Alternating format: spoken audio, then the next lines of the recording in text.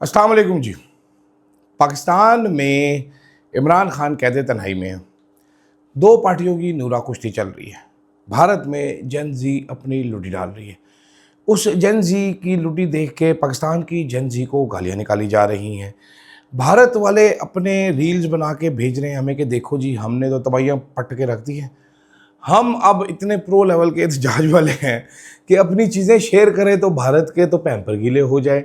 तो ये क्या कहानी चल रही है, ज़रा इसके ऊपर बात करेंगे। बड़े बड़े जो आ रहे हैं साइंसदान जो इंडिया से आ रहे हैं, जो बड़े इमेजेस आ रहे हैं, आज भी एक बॉम्बे का इमेज आया, मुंबई का इमेज आया, वो बड़ा इंटरेस्टिंग था वो। लेकिन एक जो मेन कहानी हुए पाकिस्तान के एक सबसे बड़े जो मीडिया नेटवर्क है जियो न्यूज़, द न्यूज़, जंग ग्रुप जो है, उनके एक सहाफ़ी हैं फ़खर दुरानी साहब। फ़खर दुरानी साहब ने एक कहानी लिखी है भाई। कहानी क्या है? वो कहानी है कि एक हॉस्टाइल फॉरेन एजेंसी ने हाइब्रिड वॉर जो पाकिस्तान में करी है उनको रिक्रूट करने की कोशिश की और 8 महीने की इन्वेस्टिगेशन है। ये समझते हैं कि पाकिस्तानी सारे गूं खाते हैं। ऑन अ सीरियस नोट, इस स्टोरी को भी डिस्कस करूंगा इस वीडियो में। एंड पे जाके आपको मज़ा आ जाएगा। एक दफ़ा मैं कहता हूँ करारे हो जाएंगे आप कहेंगे तबाहियाँ हो गई हैं भाई। एंड तक वीडियो ज़रूर देखनी है आपने। अदील राजा, सच की आवाज़। मैं हूँ अदील राजा, आप देख रहे हैं मेरा यूट्यूब चैनल। सब्सक्राइब ज़रूर कीजिएगा, फीडबैक ज़रूर दीजिएगा। सुबह वाले वीलॉग का बहुत शुक्रिया, फीडबैक का बहुत अच्छा फीडबैक आया। जनरल साहब वाले आर्टिकल का बहुत अच्छा फीडबैक आया और तैमूर झगड़ा वाली स्टोरी का भी बड़ा अच्छा फीडबैक आया। झगड़ा साहब की कॉल आई जो मैं नहीं सुन सका, अगले वीलॉग में सुन के आपको बताऊँगा कि क्या फरमाते हैं झगड़ा साहब पीर बाबा साईं अदील के चैलेंज का। जनाब आला, इलेक्शंस लड़े जाते हैं 2026 में। अब नई चीज़ें, नए वोटर्स को लुभाना होता है। लेकिन पाकिस्तान की दो बड़ी सियासी जमातें जो कि रिग्ड सिस्टम का हिस्सा हैं और इसके बेनिफिशरी हैं रिग्ड सिस्टम के, वो लोग बहस और मुबाहिसा कर रहे हैं अभी, लड़ाई कर रहे हैं अभी कश्मीर में और दीगर जगहों पे ओवर व्हाट वी कॉल और व्हाट वी कैन से 90 की दहाई की लड़ाई। कारकर्दगी कुछ नहीं है। बिलावल साहब जो हैं वो बता रहे हैं कि ये फॉर्म 47 की हुकूमत है, वो बता रहे हैं बड़े करप्ट हैं। अब नून लीग जो है वो फॉर्म 47 की हुकूमत है, ये तो मुझे बिल्कुल पता है। पीपल्स पार्टी की कारकर्दगी कुछ नहीं, ये भी मुझे बिल्कुल पता है। बारिश होती है तो लाहौर डूब जाता है, ये भी मुझे बिल्कुल पता है।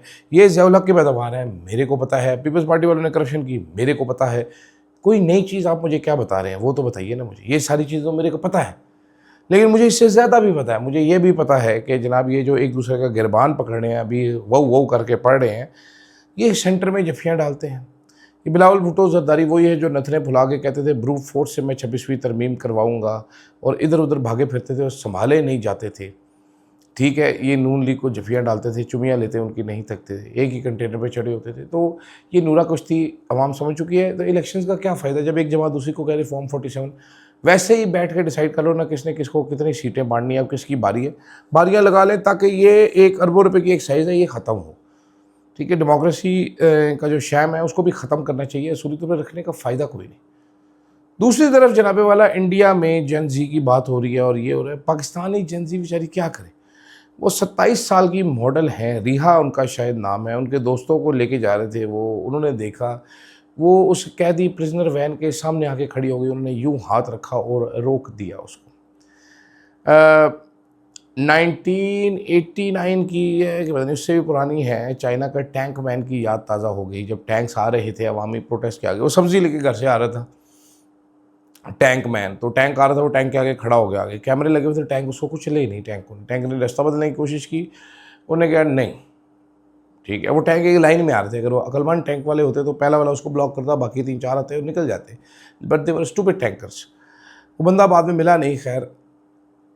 तो उसकी याद ज़रूर ताज़ा हो गई। बहुत ही अमेजिंग विजुअल था। बट बार बार बात की जा रही थी पाकिस्तान। चौधरी साहब तुसी पाकिस्तान आओ ना, पाकिस्तान में होता तो वो कैदी वैन वाला उसको नीचे दे जाता बच्ची को। आपको ये समझ नहीं आ रही इंडिया वालों को। हमने इससे अच्छे अच्छे प्रोटेस्ट भी किए हुए हैं। आपके तो एक बच्चे ने आंसू गैस का शेल उठा के फेंका, हमारे यहाँ पर तो टुल्ले मार दिया अगलों ने, दौड़ें लगवा दी थी पुलिस वाले की। लेकिन फिर यहाँ की सरकारी इदारों ने अवाम का भरोसा तोड़ा गोली चला कर। अभी आप पर गोली नहीं चली, आपको सिर्फ डंडे पड़े हैं तो आप बहुत ज़्यादा रो रहे हैं। हमें गोली मारी जा चुकी है, समझ रहे हैं आप बात को? तो काम ज़रा यहाँ पर थोड़ा सा फ़र्क है। मैं अप्रिशिएट करता हूँ आप लोगों के जज्बात। I am with you mentally, physically I am in Pakistan but I am with you mentally and I really enjoy your protest. लेकिन हम ज़रा इस मामले में ज़्यादा प्रो हैं। ये बात आपकी ठीक है कि आपके लोग ज़्यादा निकले, हमारे ज़रा हरामखोर ज़्यादा हैं, लोग निकलते नहीं हैं, अब निकलने शिकलने में कोई ज़्यादा इंटरेस्टेड नहीं है। लेकिन मेरी मेन स्टोरी आज की भाई, ये मेन स्टोरी जो है ना, ये एक ऐसी दिलकश स्टोरी है। आज द न्यूज़ के इन्वेस्टिगेशन सेल ने एक पूरी स्टोरी जनाब बनाई। मैं कहता हूँ आपकी सोच है जनाब, ऐसी स्टोरी आपने ज़िंदगी में कभी नहीं सोची होगी। 8 महीने की सीक्रेट स्टिंग ऑपरेशन था जी, अनकवर किया इन्होंने। क्या अनकवर किया है? टट्टू। उन्होंने कहा जी हमने 8 पूरे महीने किए हैं, टॉप टियर इन्वेस्टिगेशन की है, जिसमें हमारे सीनियर एडिटर थे। और फाइनल कंक्लूजन क्या दिया स्टोरी का कि जी हमें कुछ पता नहीं कि ये लोग कौन हैं। जो बेसिकली स्टोरी क्या थी कि जी फ़खर दुरानी साहब हैं, ये थग्स ऑफ द न्यूज़ है, जो द न्यूज़ का इन्वेस्टिगेशन सेल है, द न्यूज़ अखबार, मीर शकील रहमान का, जंग ग्रुप, जियो ग्रुप का। उनसे रब्ता किया गया और उनको कहा गया कि हम आपके फील्ड मार्शल के ख़िलाफ़, हुकूमत के ख़िलाफ़, SIFC के खिलाफ, हो इन सब के ख़िलाफ़ स्टोरियाँ प्लांट करवाना चाहते हैं, आपको पैसे देंगे, आप ये स्टोरियाँ करेंगे। तो इन्होंने फिर, क्योंकि फ़खर साहब एक बहुत जासूस तबीयत के आदमी थे, इनके अंदर किरला कीड़ा था, इन्होंने किरले कीड़े को एक्टिवेट कर दिया। इन्होंने कहा मैं जासूसी करूँगा, ऐसी जासूसी करूँगा, इन हरामखोरों को एक्सपोज कर दूँगा, नंगा कर दूँगा। वो अपने सीनियर लेवल के लोगों के पास चले गए, सीनियर तरीन लोगों के पास, भगवान लेवल के लोग, फाइनल बॉस के पास चले गए और उन्होंने कहा जी बॉस ये देखे मुझे खरीदने की कोशिश कर रही है, ये हॉस्टाइल एजेंसी हाइब्रिड वॉर हमारे ऊपर कर रही है, आए जासूसी करते हैं इनकी। तो उन्होंने 8 महीने इनकी जासूसी करी। अब 8 महीने जासूसी के बाद स्टोरी में इन्होंने बताया कि जी हमें नहीं पता कि ये बंदे कौन थे, ये पैसा कहाँ से आ रहा था हमें ये भी नहीं पता, ये स्टोरियाँ कौन लिख रहा था हमें ये भी नहीं पता। ठीक है, अब लतीफ़ा क्या है कि 8 महीने आपने अंडर कवर जासूसी का काम किया, इन्वेस्टिगेटिव रिसर्च किया और आके कहा है कि जी स्टोरी क्या है जी। स्टोरी पढ़े तो आपको क्या समझ आता है कि किसी ने मुझे मैसेज किया और 8 महीने तक हम लोगों ने शर्लॉक होम्स बन के किया कि जनाब ये कुछ नहीं हमें पता कि कौन सा बंदा था जिसने हमें मैसेज किया, हमें नहीं पता। उसने हमें पैसे जो दिए, पैसे कहाँ से आए हमें नहीं पता। ये स्टोरियाँ कौन लिख के दे रहा था हमें नहीं पता। लेकिन ओहो ये हॉस्टाइल एजेंसी थी, हॉस्टाइल एजेंसी थी।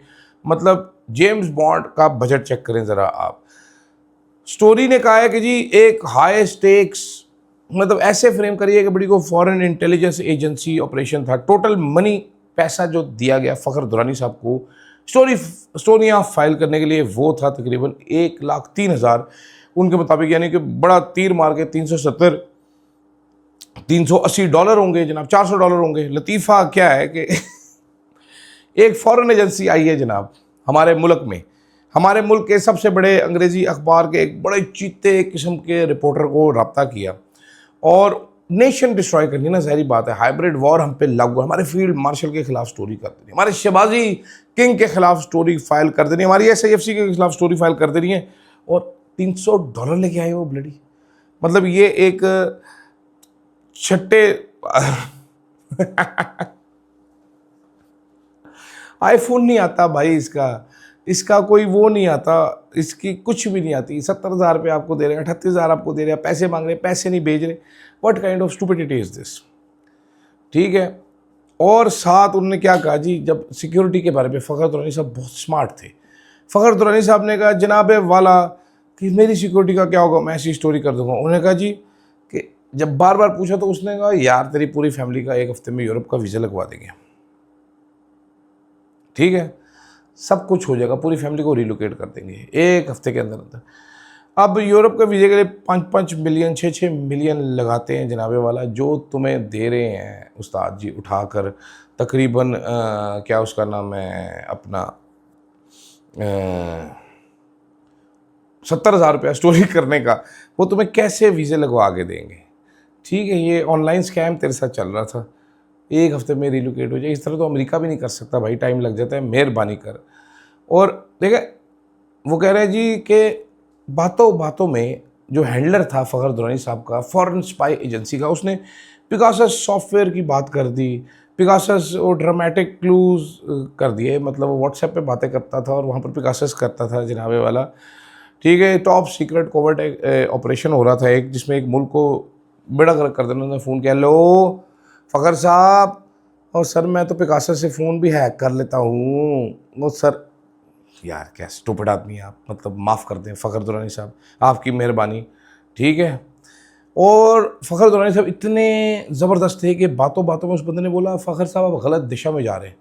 फ़खर दुरानी साहब के कानों में जनाब घंटियाँ बजना शुरू हो गई, उनकी पूंछल खड़ी हो गई। उन्होंने कहा, हो, ये तो कोई हिंदू है, ये तो कोई भारतीय है, ये तो कोई भारतीय नागरिक है, ये तो रॉ का ऑपरेशन लग रहा है उन्होंने, क्योंकि उसने गलत दिशा में बोल दिया। ये अब कम बजट वाली कोई नहायत ही थर्ड क्लास स्क्रिप्ट वाली फिल्में जो 80-90 की दहाई में बॉलीवुड में बनती थी, उसका स्क्रिप्ट लग रहा है मुझे, जो इन्होंने लिखा है जनाबे वाला। ठीक है, अब उन्होंने कहा जी, इसने सिर्फ जर्नलिस्ट जो से इन्होंने ऑब्जर्व नहीं किया, नेटवर्क ने, इन्होंने 1,03,000 रुपया लिया उनसे।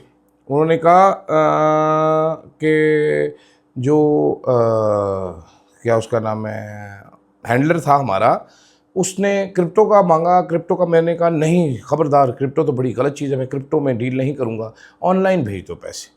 उन्होंने ऑनलाइन 1,03,000 भेजे। फिर इन्होंने पर्सनली कुछ एडिट किया आर्टिकल, एंटी स्टेट आर्टिकल थे, हैंडलर्स की इंस्ट्रक्शंस पे, और कुछ ऑफिशियल्स का नाम नहीं दिया। ठीक है, अब पैसों का क्या किया आपने, ये मुझे ज़रा समझाना। फ़खर दुरानी साहब 1,03,000 खा गए हैं, वापस किया है, क्योंकि स्टोरी में पता नहीं चला कि पैसे को क्या किया। ठीक है, उन्होंने कहा जी कि ट्रैक हमने कैश ट्रांसफ़र किया, डिजिटल वॉलेट सिंध के एक रिमोट में था, क्या करियाना स्टोर में था। ठीक है, यहाँ तक आपने ट्रैक किया, से आगे आपने ट्रैक नहीं किया। यानी कि आपने एक 8 महीने में आपने जो पेमेंट आपको ट्रांसफ़र हुई वो आपने कहाँ देखी, एक रिमोट विलेज इन सिंध। आप कह रहे हैं हमने इदारों को भी बता दिया, इदारों ने नहीं लब्बा कि जनाब ये सिंध से किधर चला गया आगे, ये पूरा नेटवर्क बेनकाब हुआ हो, कोई बंदे पकड़ लिए हों, कोई आईपी ट्रैकिंग, कोई ब्लॉकचेन एनालिसिस, कोई आईपी ट्रेसिंग हुई हो। 8 महीने की नेशनल न्यूज़पेपर का स्पेशलाइज्ड इन्वेस्टिगेशन सेल, और वो कह रहे जी एक दुकान है जी लड़काना के पास से, वहाँ से आई हमें पेमेंट और वो आ गई। ये फ़खर दुरानी साहब को मेरा मशवरा है कि दोबारा चॉइस साहब, अगर आपको कोई कॉल आया कि जनाब एंटी स्टेट, और ये इन्होंने जो चीज़ें लिखी ना कि मेरे से इस पे बारे में लिखवाना चाहते थे, ये तो वो चीज़ें हैं जो ऑलरेडी हमारे इदारे रोज़ाना कह रहे होते हैं कि जी SIFC में भारत हमला कर रहा है, इस पर कर रहा है, इस पर कर रहा है, बलूचिस्तान के मतलब नेगेटिव, ये ऑलरेडी हमें पता है। यही चीज़ें इंडिया में हो रही हैं जनाब, हर टाइम नेशनल सिक्योरिटी का स्टूपिड किस्म का लेंस। अगर नेक्स्ट टाइम आपको कोई कॉल करे ना, जो आपको कह रहा होगा जी मैं आपको 70,000 रुपये 60,000 रुपये दूंगा, आप एंटी स्टेट आर्टिकल लिख रहे हैं, मेरे पास पिकासस भी है, और मैं सिंध में ना रत्तों ढेरों से आपको पैसे भेजूंगा, तो मेहरबानी करके एम ही अपने एडिटरों को बेवकूफ़ों को फ़ोन ना करना, चिल करना, पैसे ले लेना उससे, और कहना मैंने नहीं करना, ज़्यादा दबाव भाग गया यहाँ से, अभी तो पैसे लेकर रखे ही मैंने, काम भी नहीं किया। फीडबैक ज़रूर दीजिएगा, मुझे फ़िलहाल के लिए इजाज़त दीजिए, अल्लाह हाफ़िज़। Yeah, truth on the mic. शहर शहर में नाम गूंजे, फ्लो है आग, हर खबर पहले, दुश्मन भागे आगे भाग, आवाज उठाए ना डरे ना झुके, अदील राजा, अदील राजा, देखे सारी दुनिया, power of the press, Adeel Raja, Adeel Raja, Adeel Raja.